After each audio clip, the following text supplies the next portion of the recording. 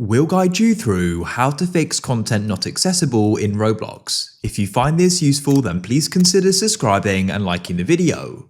So you're trying to go and join a game, for example, this game here, and you'll go and see the join button has a padlock on, and then when you click on it, it goes and says content not accessible. To access the experience, first update your content maturity setting.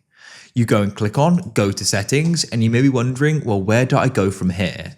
Well, what you need to do is go and click on content maturity like this. And what you then need to do is change the maturity level. So what I can do in this case is go and increase it all the way to restricted like so.